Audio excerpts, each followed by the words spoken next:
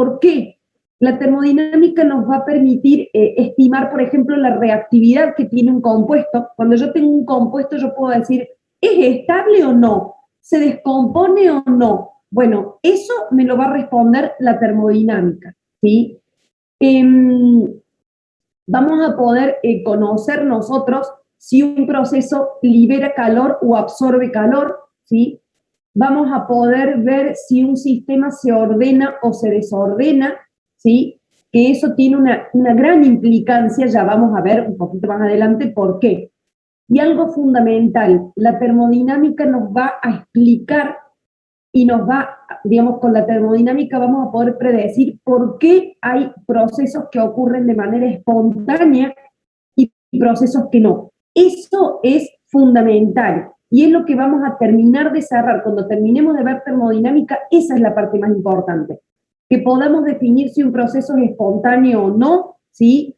Si es exotérmico o endotérmico, esto hace referencia a si libera o absorbe calor. Entonces, esas son las cuestiones macro, que son súper importantes en esta unidad. Pero para poder entender todo esto, vamos a tener que ver muchos conceptos. Yo se los advierto para que no se asusten. Son muchos conceptos, pero después vamos a ver que la parte de aplicación no es tan difícil. Al principio uno se puede perder porque vamos a ver muchas definiciones y cuestiones, pero después vamos a ver que todo eso hace un total, ¿sí? Entonces no se asusten, ¿sí? Bueno, en general los procesos químicos y algunos físicos también involucran cambios en la energía, ¿sí? Si nosotros pensamos en algún proceso de combustión, por ejemplo, en un proceso de combustión se libera energía. Si nosotros pensamos, por ejemplo, en producir hidrógeno y oxígeno a partir del agua, es decir, que el agua se tendría como que descomponer en hidrógeno y oxígeno, eso es un proceso que no es tan sencillo y requiere de energía, ¿sí? Entonces, particularmente dentro de la termodinámica, la termoquímica es la que nos va a explicar estos cambios energéticos. Fundamentalmente, cuando hablemos de energía en estos casos, nos estamos refiriendo al calor. En un ratito vamos a ver que lo más importante que vamos a ver con las energías es el calor y el trabajo, ¿sí? Y les diría que fundamentalmente el calor. Ya lo vamos a ir entendiendo a medida que vayamos avanzando. Hay una cuestión muy importante a tener en cuenta. Para que un proceso ocurra, tenemos dos factores. Por un lado, la termodinámica nos va a indicar si el proceso es espontáneo o no. ¿A qué nos referimos con espontáneo? Ya vamos a ahondar porque vamos a ver muy de cerca esto de la espontaneidad. Pero por ahora les digo que sea espontáneo significa que ocurre sin intervención externa. ¿Sí? Es un proceso que ocurre, ¿sí? Si yo pongo agua en el freezer, ¿sí? Espontáneamente el agua se transforma en hielo, ¿sí? Si yo saco un cubito de hielo y lo pongo en la mesada de la cocina, espontáneamente se va a derretir y se va a transformar en agua. Ahora, si yo tengo acá, al lado mío, a temperatura ambiente, un vaso con agua, espontáneamente eso no se transforma en hielo, no lo va a hacer nunca, ¿sí? A eso se refieren los procesos espontáneos o no. Entonces, por un lado tenemos la espontaneidad, pero por otro lado tenemos la cinética, que es otra unidad que no la vamos a ver ahora, la vamos a ver más adelante, pero la cinética nos va a indicar la velocidad a la cual ocurren esos cambios. Es muy importante tener en cuenta esto, porque yo puedo decir, este proceso es espontáneo desde el punto de vista de la termodinámica. ¿Qué quiere decir? Que ocurre. ¿A qué velocidad ocurre? Bueno, tarda 480 años en ocurrir. Entonces, claro, termodinámicamente es espontáneo, pero yo no lo voy a ver jamás a ese cambio. El hecho de que yo no lo vea en este momento, en 1 minuto, 2 minutos, 3 minutos o 1 hora, no significa que no sea espontáneo. Por lo menos no lo sé. ¿Por qué? Podría ser que no sea espontáneo, pero también podría ser que sí sea espontáneo y que sea muy lento. Entonces, la cinética me indica la velocidad, ¿sí? La termodinámica me indica la espontaneidad. Son dos cuestiones por separado, ¿sí? Bueno, obviamente un proceso que no ocurre porque no es espontáneo, no voy a poder evaluar ninguna cinética, ninguna velocidad porque no ocurre. ¿Estamos? Y vamos a empezar a ver así algunos conceptos básicos. Nosotros vamos a hablar mucho del sistema y el entorno. Podemos hablar de entorno, de alrededor, de medio ambiente. Nos referimos al resto del universo que no es el sistema. Y nosotros vamos a definir cuál es nuestro sistema, ¿sí? Lo que no forma parte del sistema forma parte del entorno o de los alrededores, ¿sí? En general, siempre vamos a analizar sistemas abiertos, cerrados o aislados, dependiendo del tipo de intercambio que tengamos en la materia y en la energía. Un caso particular es el sistema adiabático, en donde en un sistema adiabático no hay intercambio de calor, pero sí se puede transferir energía en forma de trabajo, ¿sí? Entonces tengan en cuenta que en la energía podemos estar hablando de calor o de trabajo, ya los vamos a definir un poquito a cada uno.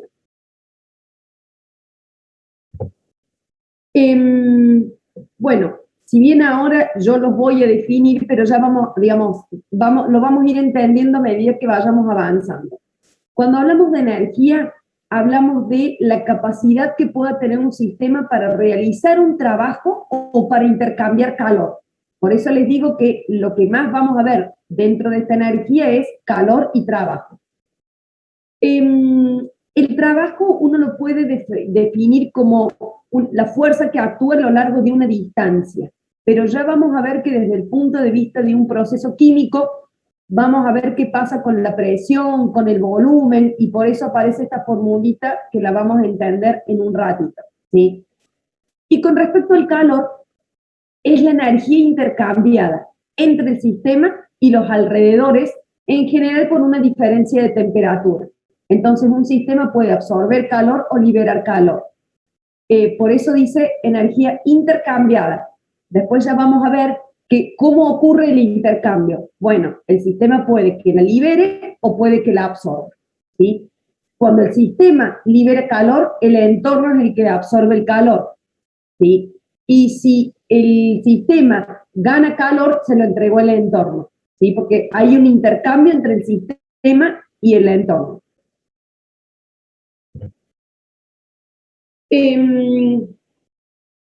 Vamos a definir también nosotros un estado. Siempre nosotros hablamos de un sistema, bueno, ¿en qué estado está inicialmente? ¿En qué estado está finalmente? Y el estado hace referencia a una situación específica. En general, cuando nosotros describimos un estado, hablamos de ciertas variables, como la presión, como el volumen, como la temperatura, ¿sí? Que son propiedades macroscópicas. Y también vamos a hablar de algunas variables de estado, ¿sí? Hasta acá la presión, el volumen, la temperatura de un sistema, más o menos nosotros lo veníamos manejando, teníamos en cuenta, lo conocemos a estos términos. Las variables de estado no necesariamente no las hemos visto, las vamos a ver ahora. Y vamos a ver específicamente qué es una función de estado, ¿sí? ¿A qué nos referimos con una función de estado? Las que son variables, ¿sí? Como la presión, la temperatura y el volumen, pueden ir variando a lo largo del proceso, ¿sí? Las que son funciones de estado tienen un valor único en cada estado del sistema. En una determinada situación, eso tiene un valor único.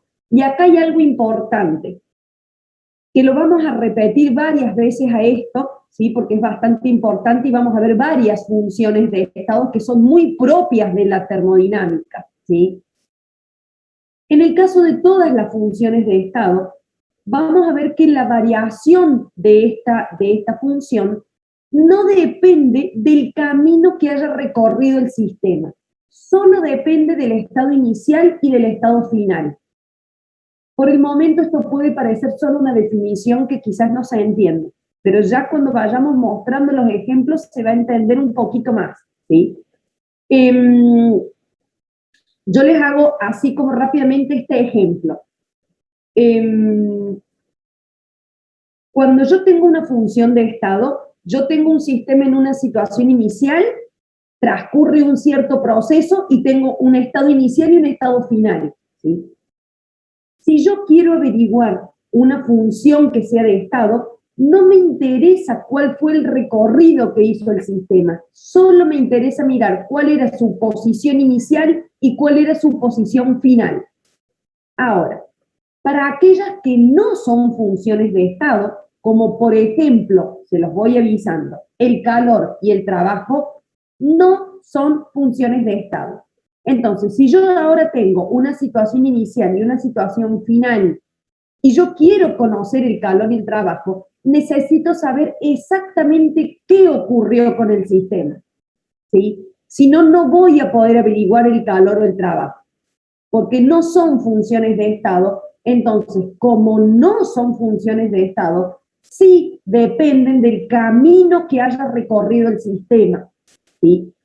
¿Cuáles son las funciones de estado? La energía interna, la entalpía, la entropía, la energía libre de Gibbs, que por ahora para ustedes puede resultar chino básico, porque probablemente no las hayan escuchado nunca. Las vamos a ir definiendo, pero todo esto que yo les mencioné acá, todo esto que está acá, es toda la unidad. Por eso les digo que paciencia, vamos a ir definiendo cada una y vamos a ir trabajando con cada una, ¿sí?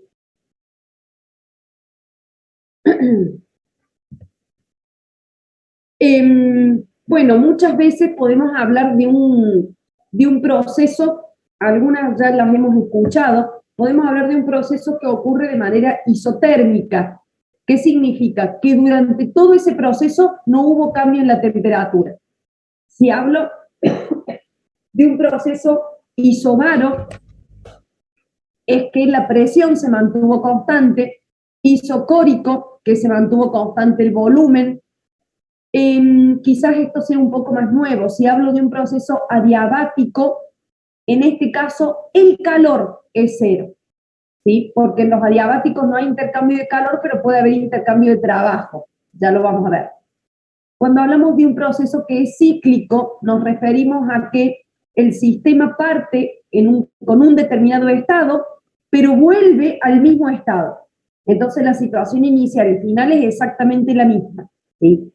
Y también vamos a definir procesos reversibles e irreversibles.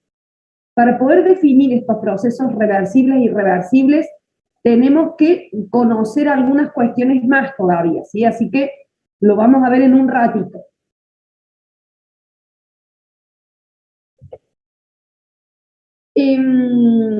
Vamos a ver ciertas leyes de la termodinámica y ciertos principios, ¿sí? Que es importante que se vayan entendiendo para que después podamos entender la totalidad. Existe un principio cero de la termodinámica que yo creo que intuitivamente lo pueden conocer a este principio, no sé si lo conocían exactamente con este nombre, pero hace referencia a que el calor se transfiere de manera espontánea, ¿sí? Cuando hay un cuerpo con mayor temperatura que otro cuerpo. Y acá quiero hacer una aclaración porque acá siempre surge una confusión. No tanto cuando ustedes hablan, pero sí cuando ustedes escriben en los exámenes, muchas veces hablan de que un sistema libera temperatura o absorbe temperatura. Eso está mal, ¿sí? Y cuidado que eso puede ser objeto para decir, no se entendió nada de termodinámica, ¿sí? Nosotros medimos el calor con la temperatura, pero la temperatura es un valor que nos puede indicar cuánto calor tiene un sistema, pero la temperatura no se libera ni se absorbe. Lo que se transfiere de un sistema a otro es la energía en forma de calor. Entonces, un cuerpo que está a mayor temperatura que otro, el de mayor temperatura va a liberar calor y el otro va a absorber calor hasta que se llegue a un equilibrio térmico, ¿sí? Pero la temperatura no se transfiere. La temperatura es una manera de medir el calor. ¿Me explico? Lo digo porque por ahí uno lo da por sentado, pero lo veo muchísimo escrito esto de que la temperatura se transfiere y está mal, ¿sí? Bueno, ¿qué es esto de que tenemos dos sistemas en equilibrio térmico? Cuando dos sistemas están a diferentes temperaturas, va a haber una transferencia de calor. Siempre el de mayor temperatura va a liberar calor. Y acá les muestro un ejemplo de cómo se pueden llegar a estos equilibrios y aparecen algunas definiciones como una pared que es adiabática y una pared que es diatérmica.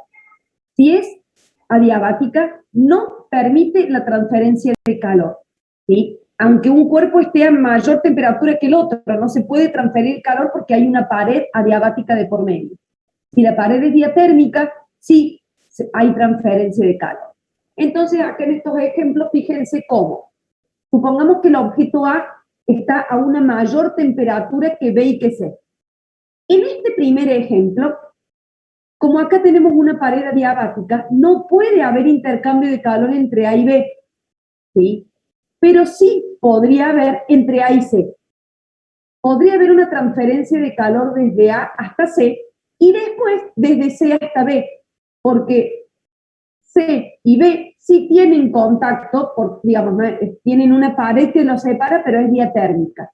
Entonces, en este caso, sí se podría alcanzar un equilibrio térmico, porque A va a transferir calor a C, C va a transferir calor a B, y en algún momento estos tres sistemas van a estar en la misma temperatura, porque han alcanzado el equilibrio térmico.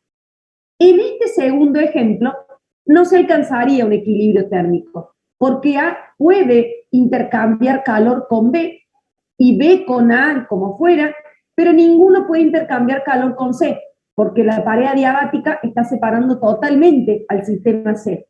Entonces, en este caso, no se podría alcanzar el equilibrio térmico, justamente porque ahora nadie puede realizar intercambio de calor, digo nadie, ni el sistema A ni el sistema B pueden realizar intercambio de calor con C. ¿Se entiende? Sí, profe. Bien, muchas gracias. Y acá nos vamos a meter en la primera ley de la termodinámica, ¿sí? Probablemente la hayan escuchado, a lo mejor matemáticamente puede que la hayan visto o no. ¿Qué nos dice esta primera ley? Habla de la conservación de la energía y nos dice que la energía se puede transformar, la energía total, ¿sí?, del universo siempre se conserva. La energía no se crea ni se destruye, se puede transformar y también se puede transferir, pero siempre que un sistema pierde energía, hay alguien que la está ganando, ¿sí? O se transforma de un tipo de energía a otra, pero la energía en sí, en el universo, se conserva, ¿sí? Lo que pasa es que hablamos de la energía total. Nosotros sí vamos a analizar si un sistema gana o pierde energía, pero es el sistema, ¿sí? Y vamos a ver que en un sistema cerrado, la energía que se intercambia en forma de calor y de trabajo constituye la variación de la energía interna. Y acá vamos a la primera función de estado que yo les había nombrado al principio, ¿sí?, que es la energía interna. La energía interna es la energía total del sistema, ¿sí?, que incluye a todas las energías, pero vamos a ver particularmente que nosotros vamos a analizar en un sistema a esta energía interna como el calor más el trabajo, ¿sí? Bueno, esto es simplemente comentarles que la energía interna considera a todas las energías y vamos a hablar un poquito de esta energía interna. En la simbología que vamos a utilizar, les aviso, lo pueden encontrar como E o como U. Es lo mismo, incluso yo en las clases se los he puesto de las dos maneras para que lo reconozcan de las dos maneras, porque muchas veces, yo en general uso delta E, pero muchas veces en los libros y demás se pueden encontrar con un delta U, es lo mismo, es la energía interna. ¿Qué características tiene? Perdón. ¿Qué características tenemos? Como es una función de estado, y esto vale para todas las funciones de estado, no vamos a poder medir su valor absoluto. Es decir, yo no puedo medir la energía inicial que tiene un sistema o la energía final que tiene un sistema. Pero sí se puede medir o calcular los cambios de energía. Por eso es que todas las magnitudes termodinámicas que vamos a ver en las funciones de estado, vamos a hablar siempre de un delta. Entonces vamos a hablar de un delta E. ¿Qué es este delta E? Es la energía final menos la energía inicial. Lo que pasa es que no la vamos a calcular así como energía final menos inicial, porque nunca vamos a poder conocer la energía final ni la inicial. Ya vamos a ver que de otra manera vamos a poder calcular ese delta, ¿sí? Es una propiedad extensiva, es decir, que depende de la cantidad de materia involucrada. Bueno, y como ya dijimos, es una función de estado. Y acá se los explico. Supongamos que tenemos un estado inicial A, ¿sí? Y un estado final B. Si yo quiero conocer la energía, ¿sí? El delta de energía, a mí me alcanzaría con conocer la energía final e inicial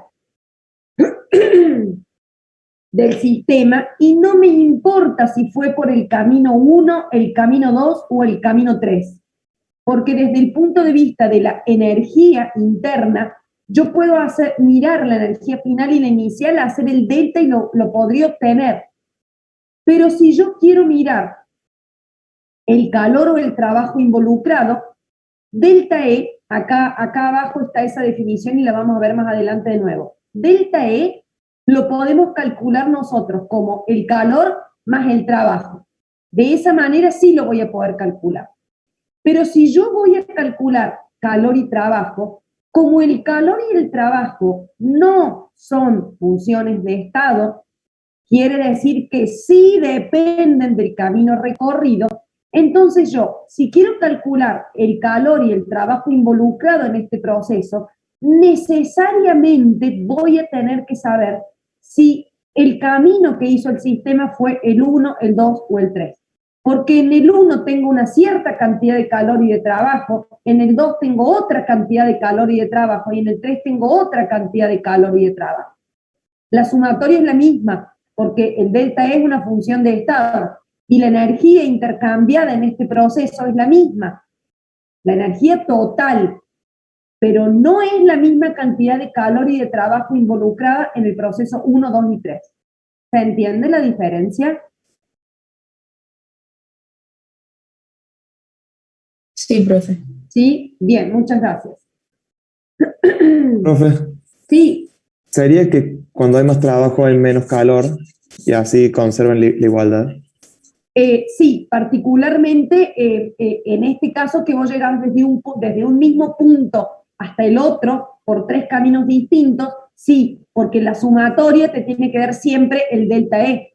Claro, claro. Me explico, entonces siempre en este ejemplo, en el que tengas más calor vas a tener menos trabajo y viceversa, ¿sí? Claro, gracias, profe. No, de nada.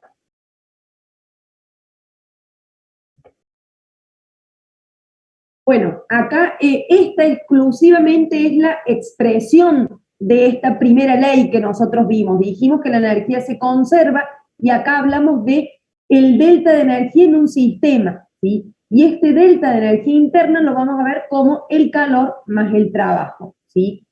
El delta E sí es una función de estado, pero el calor y el trabajo no son funciones de estado, ¿sí? Yo muchas veces les hago este ejemplo a los chicos y que por ahí suele ser útil. Podríamos pensar, este ejemplo que yo les cuento está en el Brown, en el libro del Brown, que está bueno si lo buscan, lo van a ver detallado. En el Brown les muestra dos juguetes, una linterna y un autito de esos que son a control remoto y demás. Supongamos que estos dos sistemas, ¿sí?, pierden una determinada cantidad de energía que es la misma, ¿sí? Pero la linterna pierde toda su energía solo alumbrando, es decir, la pierde como calor. El autito de juguete pierde esa misma cantidad de energía, pero el autito puede que tenga lucecitas para prender y también anda porque circula el autito de juguete. Entonces ahí tenemos trabajo involucrado. Entonces en uno tenemos todo calor en la linterna y en el autito de juguete tenemos una cierta cantidad de calor y una cierta cantidad de trabajo. Entonces, si bien el cambio de energía es el mismo, yo tengo que conocer si esa energía se gastó, como el caso de la linterna, que fue todo calor, o como el caso del autito, que fue parte calor y parte trabajo. Digamos, es un ejemplo poco termodinámico, pero es para que se entienda esto de por qué necesitamos conocer el camino. Si toda esa energía se gastó con la linterna, yo ahora sería ese el camino recorrido, yo sé que es todo calor. Ahora, si esa cantidad de energía se gastó con el autito, yo voy a tener que saber cuánto recorrió el autito y cuántas veces prendió las lucecitas que tiene el autito para saber cuánto se gastó como calor y cuánto se gastó como trabajo. ¿Se entiende el ejemplo? Sí, profe. Sí, bien. Bueno, esto es un poco lo mismo que les estaba diciendo recién. Vamos a visualizar un poquito, vamos a empezar a mirar un poquito qué es este calor y el trabajo.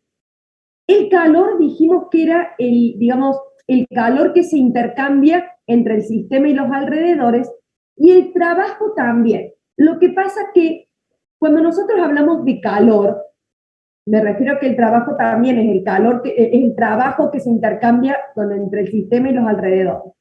Lo que pasa es que cuando hablamos de calor, decimos que un sistema gana calor o pierde calor. Cuando hablamos de trabajo, no decimos que un sistema gana o pierde trabajo. Lo que uno se expresa de esta manera. Puede ser que el sistema realice trabajo sobre el entorno o puede ocurrir que el entorno realice trabajo sobre el sistema. Entonces vamos a ver que dependiendo de esto vamos a tener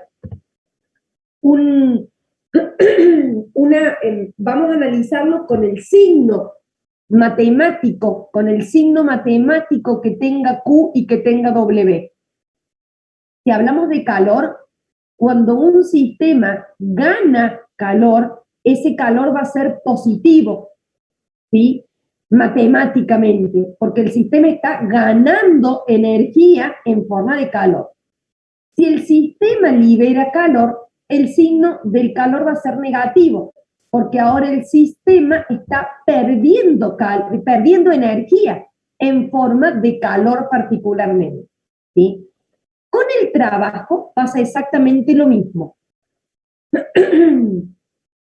Si el signo del trabajo es positivo, ¿sí?, significa que el sistema está de nuevo ganando energía, lo que significa que el entorno está realizando trabajo sobre el sistema y por eso el sistema está ganando energía en forma de trabajo.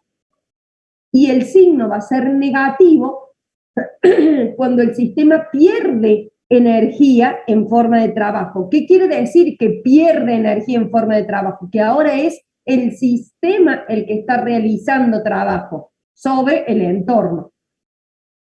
¿Se entiende?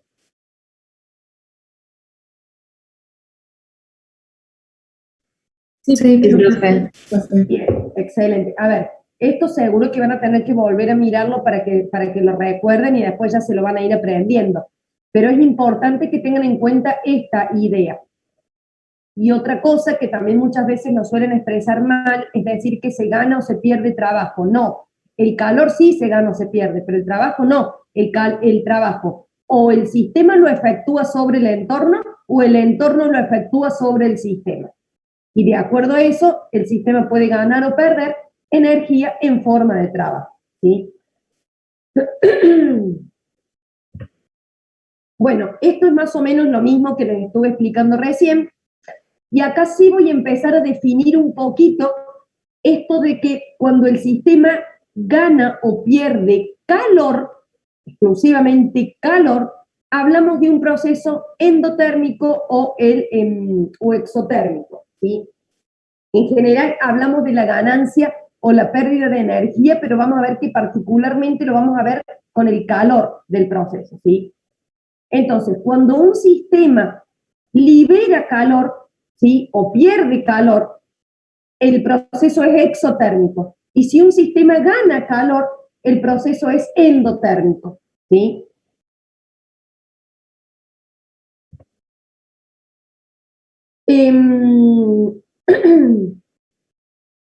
Nosotros podemos de alguna manera estudiar este calor transferido, ¿sí?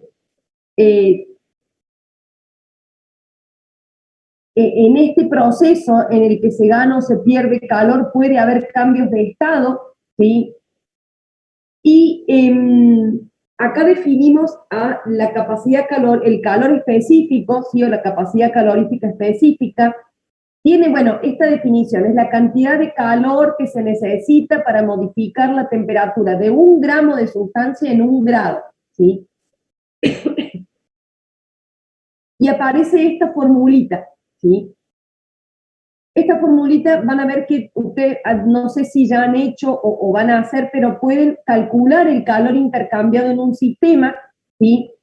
Si despejamos de esta fórmula, ¿sí? El calor que intercambia un sistema es igual a la capacidad calorífica específica por la masa por el cambio de temperatura, ¿sí? Habitualmente puede que esta capacidad calorífica yo voy y la busco en una tabla. Entonces muchas veces lo que uno calcula es el calor intercambiado en el sistema. ¿Cuál es el sistema? Bueno, yo tendré que conocer cuál es el material, ¿sí? Para poder buscar esa capacidad calorífica específica. Tengo que conocer cuánto es la masa, ¿sí? Del sistema. Y tengo que conocer el delta T. ¿Qué es ese delta T? La temperatura final y menos la temperatura inicial.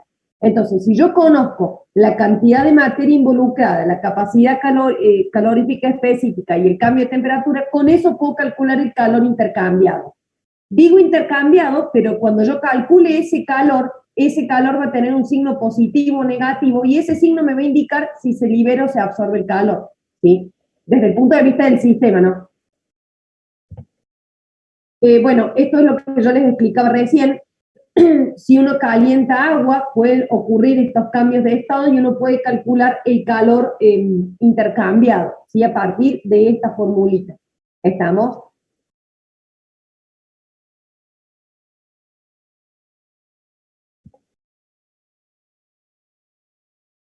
¿Estamos hasta acá más o menos?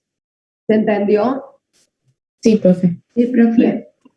Vamos a pasar ahora a analizar un poquito el trabajo. Y la pregunta es, ¿se puede obtener trabajo a partir de una reacción química? Sí, sí se puede obtener trabajo. Vamos a ver cómo.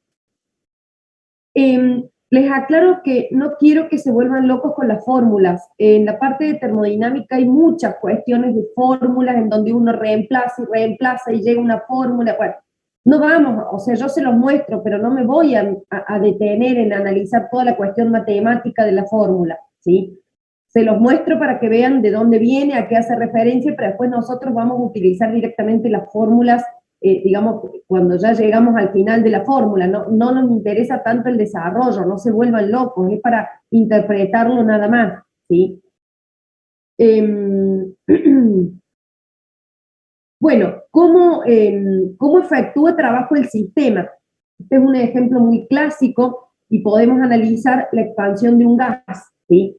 Y nosotros tenemos un cilindro con un émbolo, ¿sí? En donde, bueno, hay ciertas consideraciones, en donde no existe fricción y demás. ¿Qué ocurre? Si tenemos la expansión de un gas, lo que va a ocurrir es que vamos a tener un cambio en el volumen, ¿sí? Entonces, ese cambio en el volumen, cuando el gas se empieza a expandir, va a empujar el émbolo. ¿Estamos de acuerdo con eso? O sea, imagínense que el gas se expande y ahora ese émbolo sube, ¿sí? Entonces va a haber un cambio de volumen. Entonces, y acá venimos con este formulerio. Pero no... Profe, sí. O sea, en la anterior O sea, en las figura 2, ¿se le da calor al sistema o no? Bueno, a ver, no necesariamente, ya después vamos a ver un ejemplito. Hay una expansión de un gas. Lo que pasa es que no necesariamente hay un único gas que se tiene que expandir, porque si uno piensa desde el punto del gas y yo tengo un solo gas, no pasa nada. Pero ya vamos a ver un ejemplo que esto puede ocurrir por una reacción química, en donde yo tengo un sólido y ese sólido reacciona químicamente y me libera un gas. No necesariamente porque yo haya aumentado la temperatura. ¿Me explico? Sí, sí. ¿Sí? Ya vamos a ver, después de que veamos el proceso este, vamos a ver un ejemplo. Hay reacciones químicas que liberan gases. Entonces, espontáneamente, a lo mejor ocurre un proceso, una reacción en donde se genera un gas como producto. Entonces, ahí vamos a tener la generación de ese gas que va a ser el que me levante el émbolo. ¿Sí? Bueno, acá algunas cuestiones. ¿Qué consideramos matemáticamente? Que el trabajo es fuerza por distancia y que la presión es fuerza sobre, digamos, por unidad de área. Y consideramos al delta B como el volumen final menos el volumen inicial. Entonces, podemos empezar a reemplazar, ¿sí? Acá tenemos que ver la distancia, va a ser la diferencia de altura, digamos, que se mueve el pistón. Entonces, a partir de considerar y de reemplazar este volumen inicial, ¿sí?, por este volumen final y hacer todo un reemplazo de fórmulas, terminamos llegando a esta definición, ¿sí?, en donde el trabajo, que es la formulita que yo les mostré al principio, lo que pasa es que no la vimos, ¿sí?, que el trabajo es igual a menos P por delta B, ¿sí? ¿Qué es menos P por delta B? Esta es la presión, ¿sí? Y este es el cambio de volumen. Acá hay algo importante tener en cuenta. ¿Por qué tengo un signo negativo? Porque en este proceso de expansión de un gas, el sistema es el que está realizando el trabajo. Entonces el sistema está perdiendo energía en forma de trabajo. Entonces el signo tiene que ser negativo, ¿sí? Y si a esto yo lo reemplazo en la fórmula de la primera ley, ahora el cambio de energía interna va a ser igual al calor menos P por delta B, porque ahora esto es el trabajo. ¿Se entiende?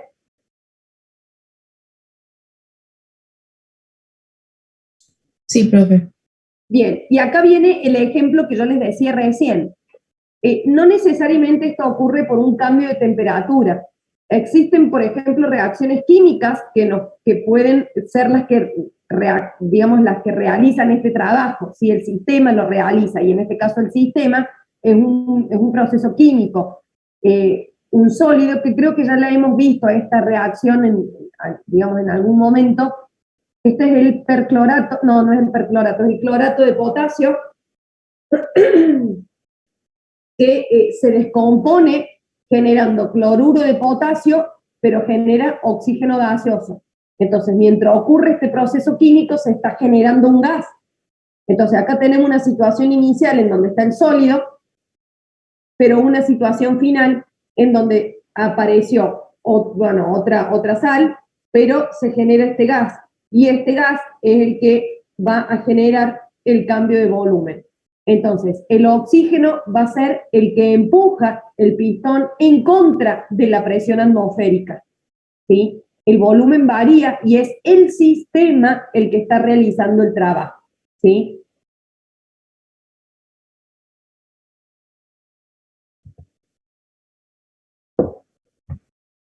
¿Estamos hasta acá? Sí, profe. Sí, profe. Bien. Vamos ahora a analizar un poquito de nuevo el tema del calor, ¿sí? Y vamos a hablar, ya nos vamos a ir entrando un poquito más en cuestiones que después nos van a servir mucho, porque lo vamos a analizar mucho, esto de los calores de reacción.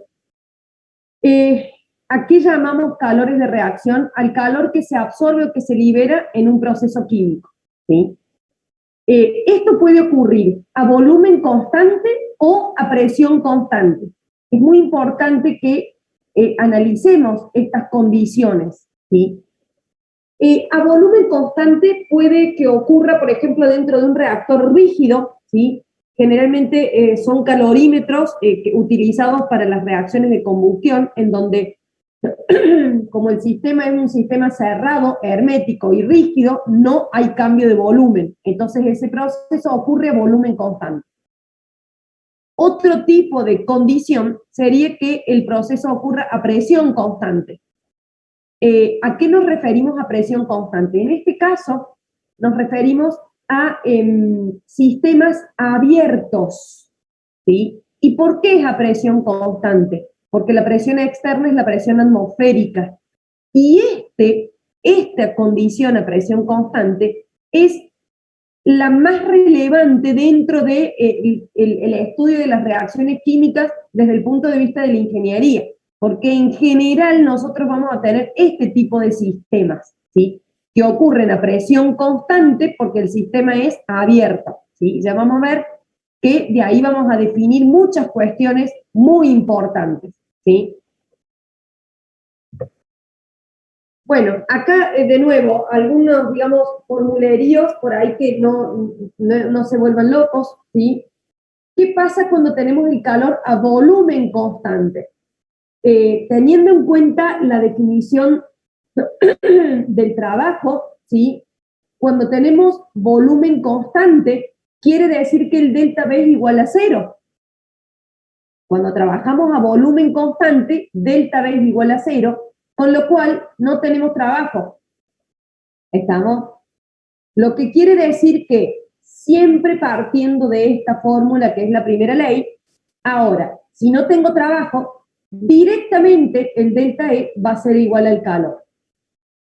Cuidado, acá hay que tener en cuenta esta condición, porque la primera ley me dice que delta E es igual a calor más trabajo siempre. Ahora, en esta situación particular, como el volumen es constante, delta B es igual a 0, claro, no hay trabajo. Entonces, el trabajo es igual a 0. Entonces llegamos a esta situación en donde delta E y se le pone esa B chiquita ahí abajo. Eso significa que esto es válido a volumen constante, ¿sí? Vamos a ver qué pasa a presión constante. Pasa más o menos lo mismo, pero desde el punto de vista de la matemática es un poco más difícil porque tenemos todo un formulario. Cuando tenemos presión constante, ahora vuelvo a la primera ley, pero ahora el delta E va a ser igual al calor, ahora presión constante, pero ahora yo sí tengo trabajo. Entonces, esto va a ser menos P por delta B. Entonces, ahora tengo esta fórmula, ¿sí? A partir de esta fórmula, y sabiendo que delta E es la energía final menos la energía inicial, uno puede trabajar matemáticamente distribuyendo y demás con esta fórmula y se llega a esto, ¿sí? Se distribuye y se llega a la energía más P por B, ¿sí?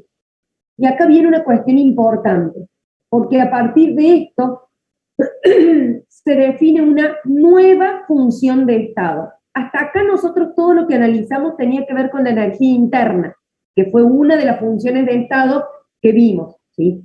Ahora vamos a empezar a ver otra función de estado, que es la entalpía, ¿sí? ¿Qué es la entalpía? Bueno, surge de esta definición, ¿sí? Se define, digamos, E más P por B como H, y esto es la entalpía. Pero, al igual que todas las funciones de estado, nosotros no vamos a conocer H1 ni H2, me refiero al final ni al inicial. Vamos a poder calcular un delta, que fue lo mismo que analizamos para la energía interna. Entonces acá aparece la definición del delta H, ¿sí? Y el delta H es igual al calor medido a presión constante. Esa es la definición. Y esto es la parte importantísima que ustedes tienen que tener en claro. Todo esto tiene que ver con una derivación, de dónde surge la fórmula y demás. Pero lo importante es que esta es la definición de una nueva, digamos, función de estado, que es una función termodinámica importantísima para la, digamos, para la termodinámica, ¿sí?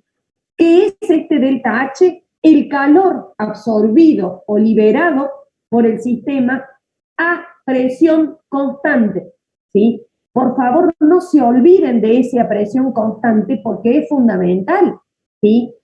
Nadie les va a pedir todo esta, digamos, justificación con fórmulas, pero sí que recuerden que el delta H no es el calor. El delta H es el calor, digamos, el calor absorbido o liberado por el sistema a presión constante. ¿Es absorbido o es liberado? Eso lo vamos a ver con el signo del delta H, que ya lo vamos a ver en un ratito, ¿sí? Pero lo importante es que recuerden esto, a presión constante, porque muchas veces dicen, hay una palabrita, no, pero es clave, ¿sí? Porque, digamos, esa es la definición que tiene el delta H, ¿sí?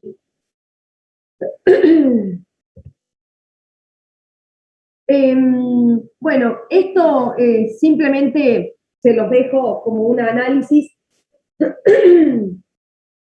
para que avancemos un poquito más, lo voy a pasar más rápido esto, simplemente que existe una relación entre delta E y delta H, ¿sí? Que va a tener que ver digamos, con el delta E más la presión por el delta de volumen. Entonces, esta formulita nosotros la podemos aplicar teniendo en cuenta en el caso de sólidos y líquidos, prácticamente uno puede estimar que el delta E y el delta H son parecidos. En el caso de los gases, vamos a ver que tenemos que tener en cuenta los moles gaseosos, ¿sí? Entonces, hay que tener en cuenta este delta N, que son los moles gaseosos, ¿sí?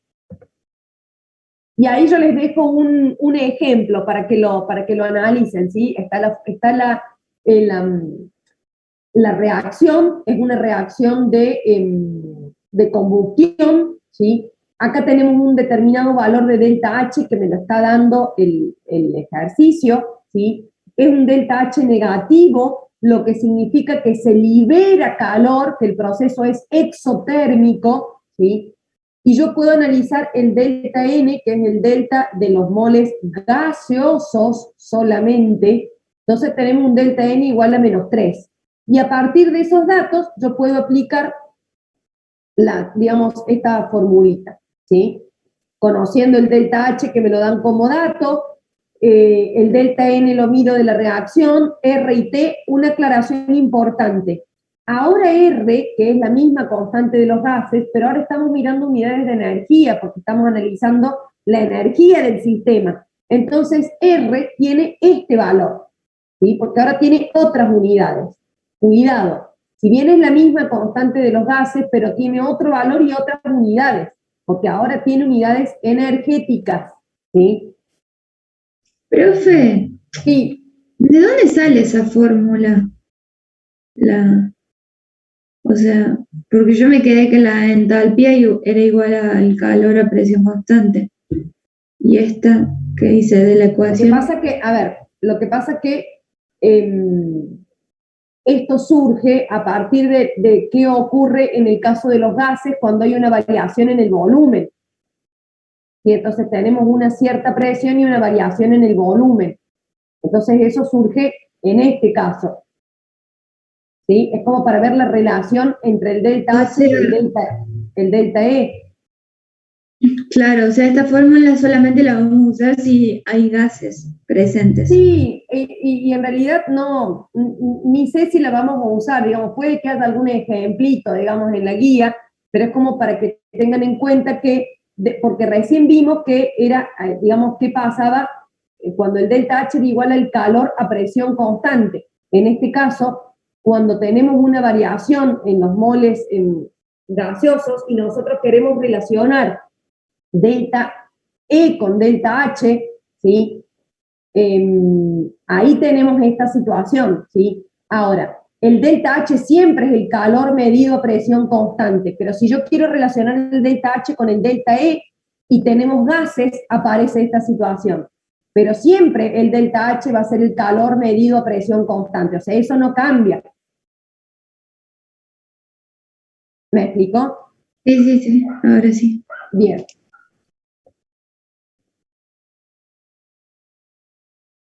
Bueno, y acá vamos a analizar las ecuaciones termoquímicas. ¿Qué son las ecuaciones termoquímicas? La ecuación termoquímica es aquella reacción, digamos, es la ecuación química en donde está balanceada la ecuación. Tenemos todos los reactivos y productos con su estado de agregación, ¿sí? Y tenemos el delta H del proceso. Entonces, todo esto es la ecuación termoquímica, cuando viene acompañado, o sea, no solo toda la reacción escrita, balanceada y todo, sino que tenemos el valor del delta H de ese proceso. ¿Qué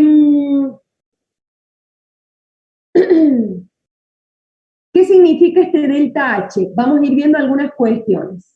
Fíjense que la unidad en este caso es kilojoule por mol, ¿sí? ¿Por mol de qué? Bueno, acá estamos hablando de un delta H de combustión. ¿Por qué es un delta H de combustión? Simplemente porque tengo una reacción de combustión. Y cuando combustiona un mol de metano, vamos a tener, ¿sí?, esta variación energética de menos 890. ¿Qué significa menos? Significa que en este proceso, cuando combustiona un mol, se liberan 890 kilojoules. Cuando digo se liberan, es porque el signo matemático es negativo. ¿Me explico? Entonces yo digo que en este proceso, cuando reacciona un mol, se liberan 890 kilojoules. O que el delta H es menos 800 kilojoules por mol. ¿Sí? Profe, si ahí tuviéramos 2 moles, ¿eso hay que multiplicarlo por 2? Sí, y en un ratito lo vamos a ver el ejemplo puntual, porque sí, el delta H, como todas las funciones termodinámicas, las funciones de estado, son extensivas. Lo que pasa es que todavía no lo vimos, pero sí, lo vas a tener que multiplicar por 2. ¿Sí? Y si vos tuvieras la reacción a la mitad, lo vas a tener que dividir a la mitad, porque el calor que se libere tiene que ver con cuánta energía, con cuánta masa está reaccionando. Por eso, y ahora justo me diste pie, muchas gracias para aclarar esto, en la ecuación termodinámica, este delta H que yo escribo acá es válido para esta reacción tal cual como está balanceada acá, ¿sí? Si yo la tengo al triple, tendré que multiplicar por 3 el delta H, pero eso ya lo vemos en un ratito, ¿sí? Pero sí, es como vos decís, ¿sí? En este caso aparece, por ejemplo, la vaporización, ¿sí? Esto no es una reacción química, es un cambio de estado, es un proceso físico, pero también tenemos un calor involucrado. El delta H de vaporización, en este caso es positivo, ¿sí? ¿Qué significa? Que se absorbe energía. Claro, para que el agua líquida pase a agua-gas, el sistema tiene que absorber energía. ¿Cuánto? 44 kilojoules por mol, ¿sí? En el caso de la fusión también tenemos un valor positivo. Y en el caso, acá me voy a detener y lo vamos a ver en un ratito también, aparece un delta H de formación. ¿Qué es la formación? Bueno, es esta reacción. ¿Qué es un delta H de formación? Cuando hablamos de un delta H de formación, hablamos de la formación de una sustancia, en este caso agua, ¿sí? Pero tiene algunas consideraciones importantes. Cuando yo escribo esta ecuación con su delta H de formación, se tiene que formar acá un mol de agua. Y por lo que recién me preguntaban, porque no es lo mismo si acá se forman 2 moles, 3 moles o 4 moles. Entonces, la definición me indica que el delta H de formación es digamos, el calor para la formación de un mol. Entonces, cuando yo balanceo acá, necesariamente tengo que tener un mol de producto para poder hablar de un delta H de formación. ¿A partir de qué? O sea, ¿qué reactivos tengo? Bueno, se forma un mol del compuesto a partir de sus elementos en sus estados más estables. Entonces, si yo acá tengo agua, la tengo que formar a partir del hidrógeno gaseoso y del oxígeno gaseoso, y nada más. Esa es la definición del delta H de formación. Un poquito más adelante lo vamos a volver a ver, ¿sí?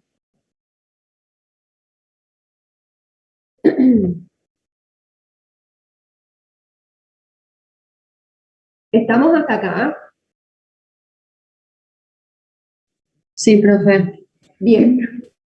Es mucha información, yo lo entiendo, pero realmente toda esta cuestión de termodinámica tiene, por eso les digo que por ahí no se pierdan en los detalles de las fórmulas matemáticas y demás, sino que vayan entendiendo los conceptos para que después lo puedan aplicar, ¿sí? Profe, una pregunta. Sí.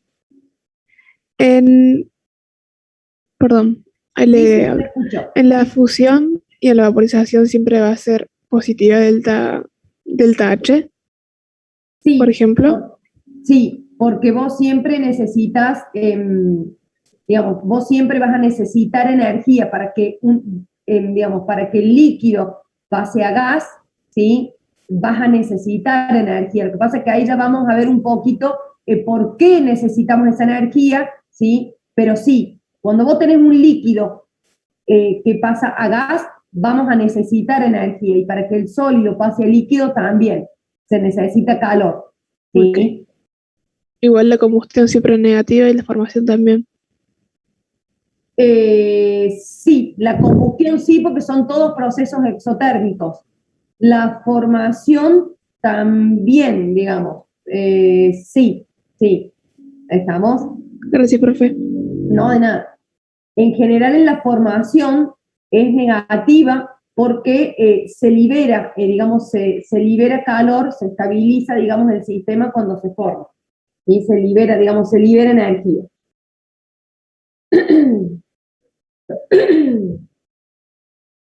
Bien, yo les había dicho que el calor, ¿sí? Cuando vimos todo lo del calor, dijimos que ahí nosotros íbamos a poder definir si un proceso era endotérmico o exotérmico. Y volviendo al ejemplo de la fusión, no, ¿de qué ejemplo? ¿Cuál es el que les di acá? Al ejemplo de esta reacción de formación, ¿sí? Yo podría mirar la reacción en un sentido o en el otro, ¿sí? ¿Qué pasa cuando yo miro la reacción al revés? Acá, con este dato que yo tengo, me dice que cuando reacciona el hidrógeno con el oxígeno para formar un mol de agua, ¿sí? Se liberan 285 kilojoules. Ahora, si yo miro el proceso al revés, ahora se va a tener que absorber calor. ¿Cuánto calor? Bueno, es lo que yo les muestro acá. El salto energético es el mismo, porque yo parto de reactivo para llegar a producto o de producto para llegar a reactivo. Entonces, el salto energético, el valor absoluto, tiene que ser el mismo. Ahora, en un sentido, el sistema libera el calor y en otro sentido, el sistema tiene que absorberlo al calor. ¿Me explico? Entonces, cuando yo miro un proceso en un sentido y después lo miro en el sentido inverso, el delta H va a ser el mismo desde el punto de vista del valor absoluto, pero cambiado de signo. ¿Por qué? Porque para que el hidrógeno y el oxígeno reaccionen y formen un mol de agua, en ese caso se van a liberar los 285 kilojoules, ¿sí? Pero para que el agua forme el hidrógeno y el oxígeno, ahora el agua tiene que absorber. ¿Cuánto? La misma cantidad, porque el escalón energético es el mismo, pero ahora estoy yendo en sentido contrario. ¿Estamos? Entonces, siempre que ustedes miren un proceso y después lo miren al revés, lo que hago con el delta H es cambiarle el signo. ¿Estamos?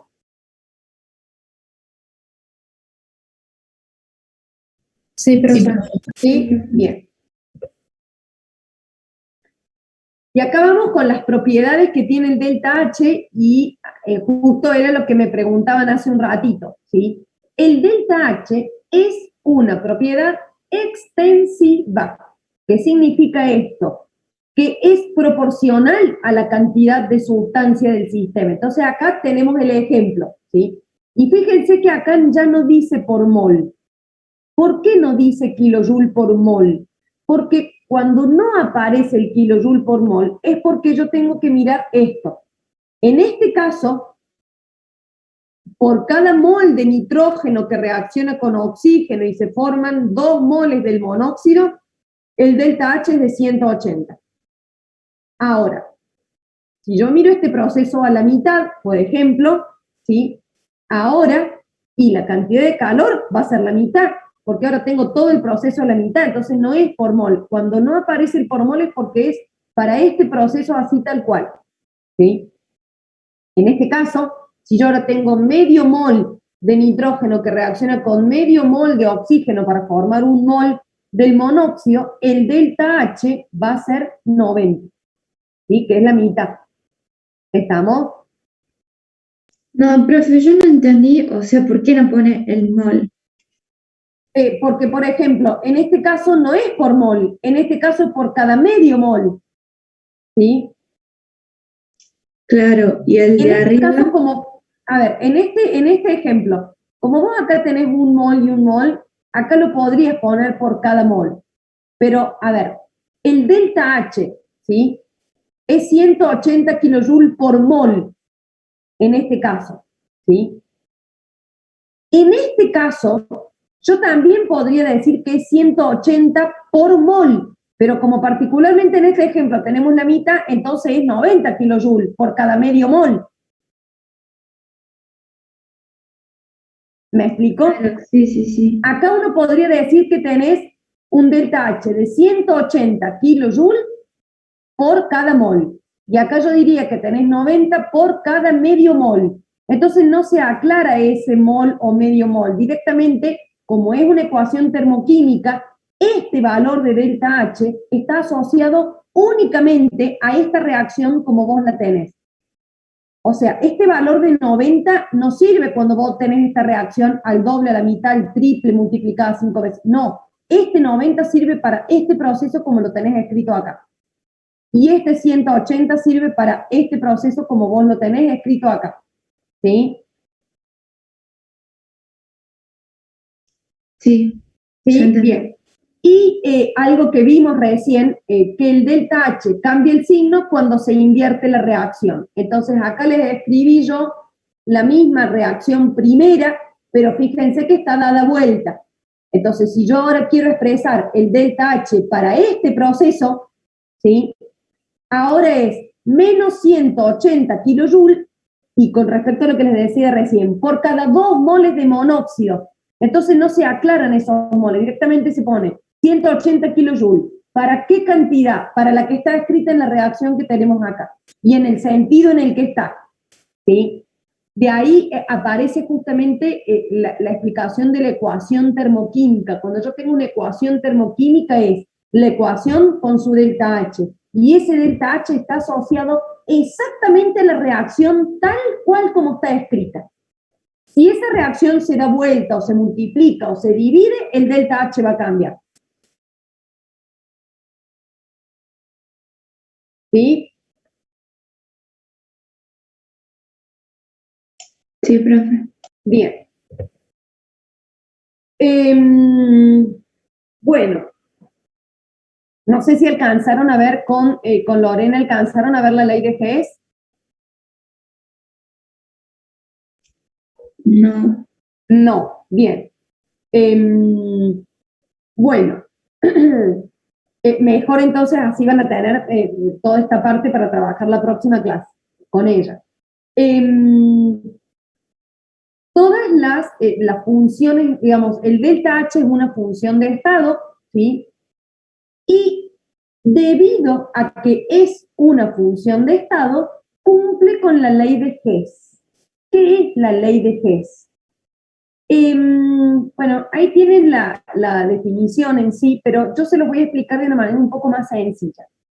La ley de Hess me permite a mí, a ver, lo que nos dice la ley de Hess es esto, que si yo sumo varias reacciones, por ejemplo, acá yo sumo la reacción 1 y la reacción 2 y obtengo la reacción 3. ¿Estamos de acuerdo hasta ahí? Yo acá tengo una sumatoria de la reacción 1 más la reacción 2 que me da como reacción global la reacción número 3. Lo que me dice la ley de Hess es que si yo no conozco el delta H de esta reacción global, ¿sí? lo puedo obtener trabajando con los delta H de las reacciones que sumé. Entonces, si yo sumo la reacción 1, la reacción 2 y me da como resultado la reacción 3, puedo hacer eso mismo con sus delta H. Entonces, ¿cuánto vale el delta H3? Hago la suma del delta H1 más el delta H2. ¿Sí? Es una forma indirecta de calcular un valor de delta H. Digo indirecta porque después ya vamos a ver la clase que viene cómo lo calculamos al delta H. ¿Sí? ¿Se entiende esto de la ley de Hess? Sí, profe. Sí, bien. Una cosa es entender, digamos, cómo funciona la ley de Hess y otra cosa es que ustedes se acostumbren a trabajarlo. O sea, ahí tienen que practicar. No es difícil, pero ¿por qué les digo esto? Habitualmente uno tiene la reacción de interés. ¿Cuál es la reacción de interés? Una determinada reacción a la cual yo le quiero calcular el delta H.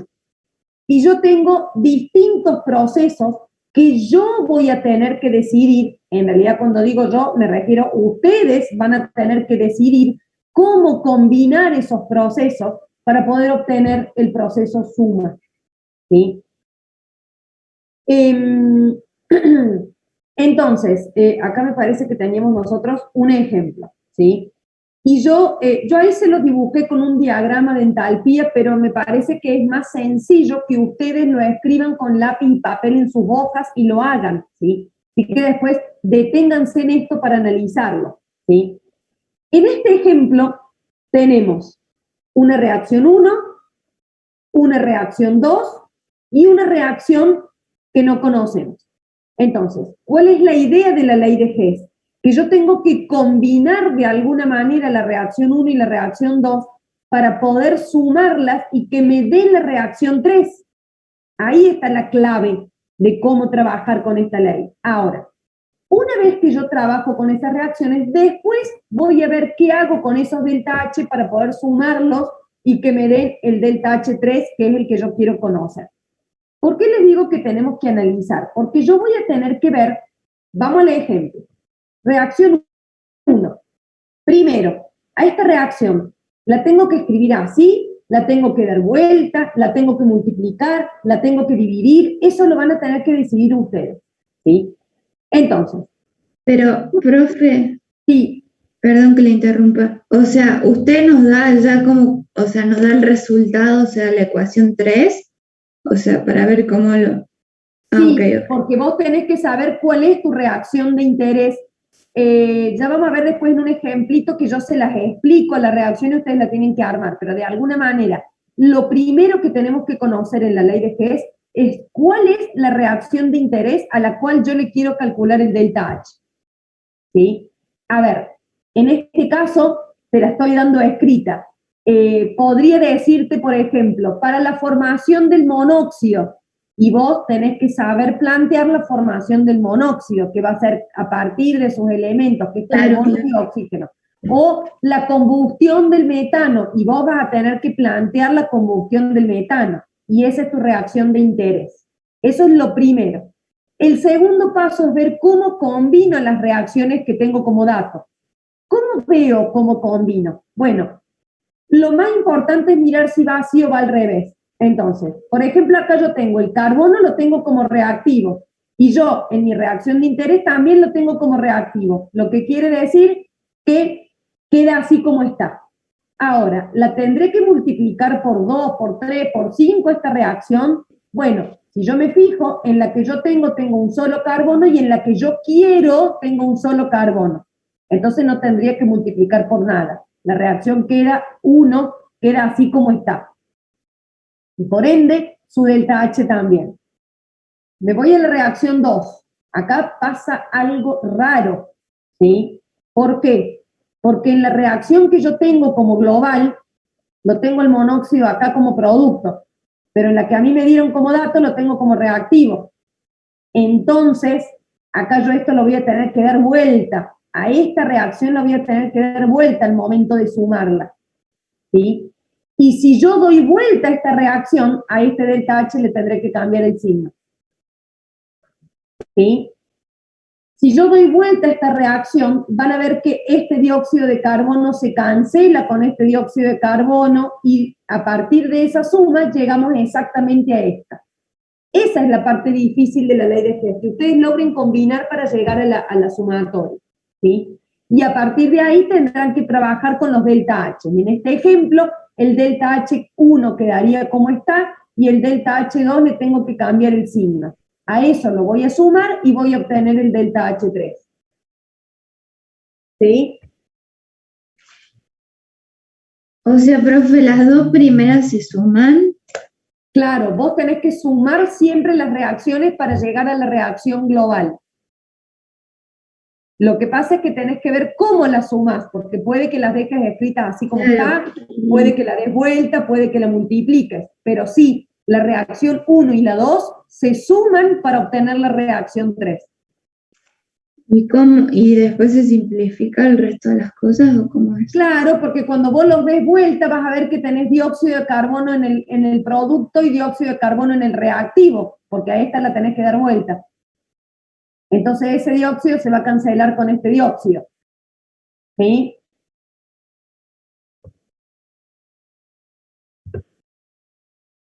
¿Estamos? Después más adelante me parece que les había dejado otro ejemplito. A ver, déjenme ver. Lo que pasa es que ya vamos a avanzar después con esto. Ahí. Ese sí, que después lo podemos analizar.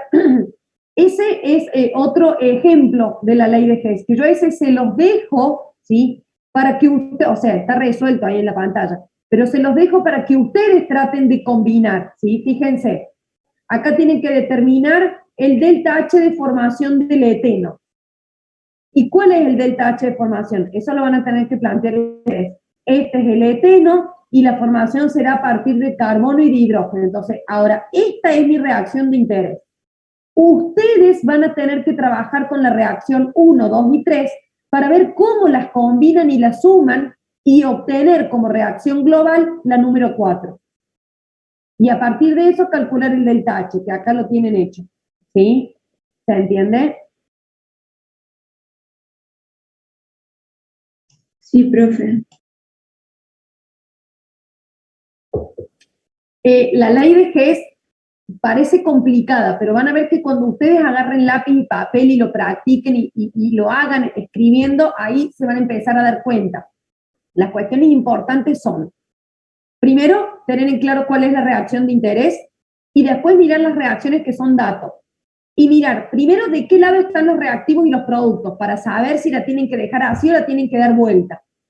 Y una vez que acomodaron los reactivos y los productos, ver si hace falta que la multipliquen por 2 o no. Por ejemplo, les tiro un dato.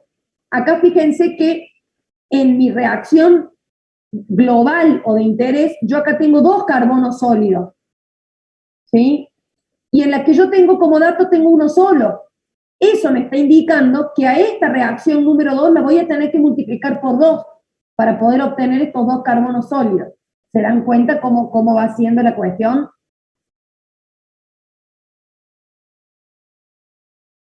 ¿Sí?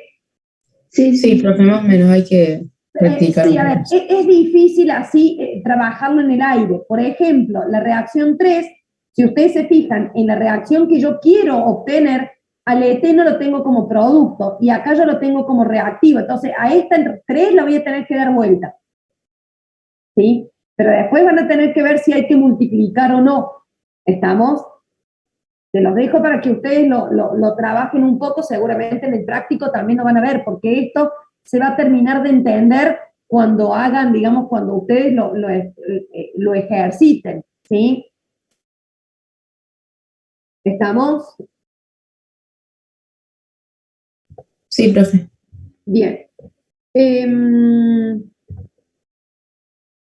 Bueno, ¿cómo estamos? Porque más o menos, a ver, hasta acá más o menos llega la clase, pero por ahí sí les puedo dar algunas cositas más, teniendo en cuenta que no vamos a tener clase nosotros el jueves que viene, entonces para que puedan tener más cuestiones para trabajar ustedes, ¿sí? ¿Podemos avanzar un poquito más?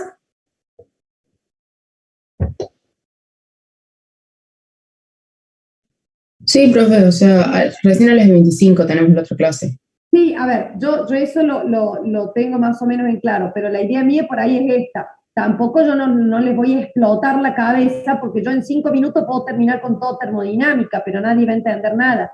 Sí, y los conceptos que hemos visto son muchos y son como de mucho análisis. Por ahí si ya tienen la cabeza terminada, Profe, no para les mí, interesa avanzar si no lo van a entender, digamos. Por eso les pregunto, si ya están como muy agotados, que ya no se entiende más nada, yo los dejo acá.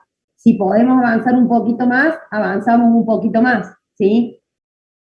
profe, Sí. para mí como que hasta acá y de última después veamos los videos porque como que ya no sé. Sí, a ver, a eso me refería. Yo sé que ustedes tienen clase, o sea, habitualmente yo hasta las y 20 yo sé que tengo tiempo, pero también sé que hasta acá hemos visto muchísimos conceptos, entonces tampoco no es mi intención avanzar, pero en realidad no avanzamos nada, ¿sí? Total, lo que yo se los voy a dejar en el video, simplemente les hago algunas aclaraciones importantes como para que lo vean después en el video. Esto de la entalpía estándar de formación es lo que más o menos ya vimos. Acá está la definición y todo, ¿sí? Y esto es súper importante porque esta es la manera en la que nosotros vamos a calcular el delta H para una reacción. Hay distintas formas para calcularlo el delta H. Una podría ser con la ley de Hess, que es lo que estuvimos viendo recién. Si yo tengo todos esos datos, podría ser de esa manera. Y otra de las formas es con esto que tenemos acá, ¿sí? Planteando esta sumatoria de todos los delta H de formación, digamos, y esta fórmula es importante porque las vamos a ver para todas las otras funciones de estado que van a venir más adelante. Entonces, hagan hincapié en entender cómo se aplica esta formulita, ¿sí? Eso es lo único que les digo como para que presten atención a esto porque es sumamente importante. Lo vamos a ver después nosotros y lo van a practicar mucho ustedes, porque esto sí vamos a practicar un montón y van a hacer varios ejercicios, ¿sí? ¿Estamos? Sí, profe. Profe, una duda. Y O sea, vemos el próximo video y ya se termina tipo la unidad. no, sí, no, a ver. En O el termina No, termodinámica. en la primera clase, van a ver que yo les puse en el video, me parece clase 17, primera parte. Ese video que dice primera parte llega hasta, creo que, esperen que no estoy volviendo, llega hasta lo que nosotros vimos hoy. O sea, llega hasta la ley de Hess. Esa es la primera parte. La segunda parte, que sería lo de la semana que viene, déjenme que voy a ir avanzando, llega como hasta por acá porque vemos toda la parte de espontaneidad, segunda ley, en fin, qué sé yo, todo esto, llega hasta la tercera ley, por eso les digo que es mucho, hasta acá, ¿sí? En donde se ve toda la parte fundamentalmente de la segunda ley de la entropía. Ese videito ya lo tengo grabado, se los alcancé a subir todavía, pero ahora, hoy o mañana se lo subo, que sería lo de la semana que viene. Y nos Claro, falta todavía otra parte, porque son 3 partes de termodinámica, ¿sí? Que sería lo que les estoy mostrando ahora en pantalla. De eso todavía no hay video, no hay nada, porque sería para lo después, ¿sí? Que es la energía libre de Gibbs. Y con eso, sí, ahí terminamos, de toda esta parte de la energía libre de Gibbs, ¿sí? o sea, nos quedaría ver la clase 18. En realidad, termodinámica es toda la clase 17. Lo que pasa es que la clase 17 es muy larga, entonces vamos a ver parte 1, Ok, parte 2 y parte 3. listo. ¿Está? Sí, ¿Se sí. entendió ahora? Entonces, en realidad, cuando ustedes van al aula virtual en termodinámica, tienen como un solo PDF, que es la clase 17. Lo que pasa es que la clase 17 tiene 80 filminas, 60, no sé cuántas son muchísimas. Y no solo eso, el contenido es mucho, ¿sí? Entonces, en realidad, termodinámica es esa clase 17, pero la vamos a ver como parte 1, que sería lo que nosotros vimos hoy, como parte 2, que sería toda la parte fundamentalmente de entropía, que lo veríamos la semana que viene, pero nosotros lo vamos a tener que apretar un poco porque la semana que viene no tenemos. Por eso yo les pido que vean el videíto. Y la última parte, que sería esta parte, la parte de delta G. básicamente, en la primera clase vemos hasta delta H, en la segunda vemos delta S y en la tercera vemos delta G, ¿sí? Que es todo lo más importante que vamos a analizar. Lo que pasa es que eso incluye muchísimos conceptos, ¿sí? ¿Se entendió más o menos ahora la parte así como estructural de esta unidad? Sí, profe. Bien. Bueno, gente, los dejo como liberados para que descansen un poco sus cabezas.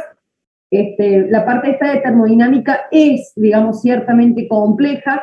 Van a ver que cuando empecemos a hacer los análisis vamos a ir aplicando estos conceptos, entonces como que van a ir quedando un poco más asentados.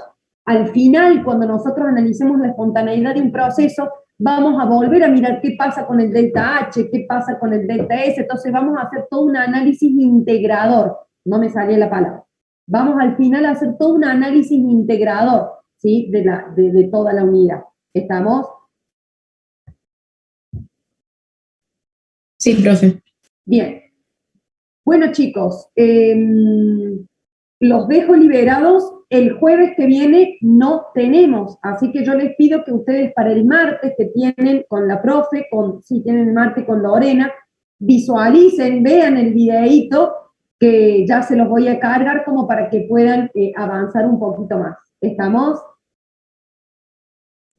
Perfecto, profe. Muchas gracias. Gracias. Nos vemos entonces nosotros en 15 días. Así que bueno, buen fin de semana y nos vemos.